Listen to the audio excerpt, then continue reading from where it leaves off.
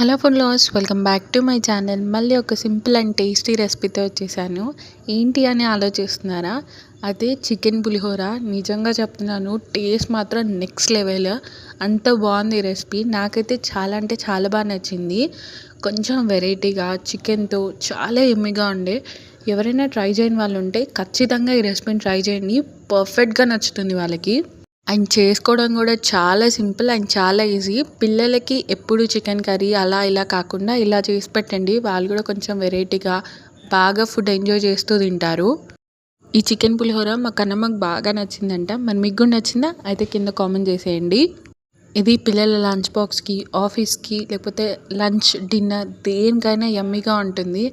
And friends, relatives ఎవరైనా ఇంటికి వస్తున్నారా అయితే వాళ్ళకు కూడా ఇది చేసి పెట్టండి. వాళ్ళు కూడా కొంచెం కొత్తగా వెరైటీగా ఉందని వాళ్ళు కూడా చాలా బాగుంది అని చెప్తారు. ఈ రెసిపీని నేను ఇన్స్టాగ్రామ్ చూస్తుంటే ఒకటే వస్తున్నాయి. మనం కూడా చేద్దాము అని చేశాను. చేసేటప్పుడు అరే ఇంతకి చికెన్ రైసా చికెన్ పులిహోరనా అనిపించింది.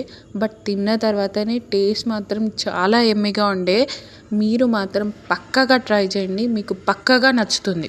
కొంచెం వెరైటీగా ఉంది కదా, నాకు కూడా ఆ వెరైటీ ఉందనే చేశాను. నిజంగా చాలా యమ్మీగా ఉండే.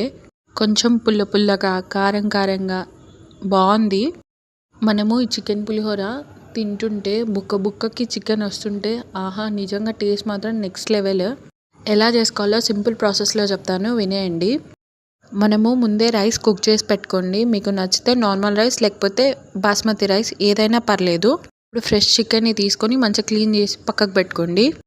ఒక బాండి తీసుకొని అందులో ఆయిల్ పోసుకోండి. కొంచెం ఎక్కువ పోసుకుంటేనే బాగుంటుంది. అందులో జీలకర్ర ఆవాలు, పచ్చిమిరపకాయలు, ఎండుమిరపకాయలు వేసుకొని అది వేగిన తర్వాత ఆనియన్ వేసుకోండి. అది కూడా మంచిగా వేపుకున్న తర్వాత అల్లం పేస్ట్ వేసుకోండి. బట్ నా దగ్గర లేదు కాబట్టి నేను స్కిప్ చేశాను. అందులో చికెన్ వేసి కలుపుకొని ఒక 2 మినిట్స్ మగ్గించుకొని అందులో ఉప్పు, కారం, పసుపు, గరం మసాలా, చికెన్ మసాలా వేసుకొని ఒక 5 మినిట్స్ మళ్ళీ మగ్గించుకోండి. ఈ చికెన్ అనేది బోన్లెస్ తీసుకుంటేనే బాగుంటుంది. అందులోనే కరివేపాకు, వేయించి పెట్టుకున్న పల్లీలు కూడా వేసుకొని బాగా మిక్స్ చేసుకోండి. మనము ఫస్ట్ రైస్ కుక్ చేసుకున్నాం కదా, అవి ఇందులో వేసుకొని మంచిగా కలుపుకోండి.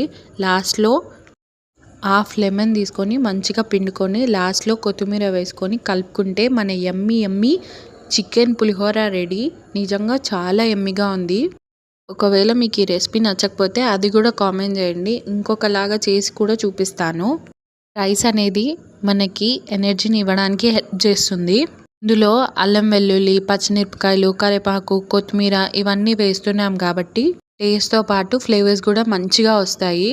ఈ రెసిపీ మీకు నచ్చితే like, share and subscribe and keep watching my channel. Thank you.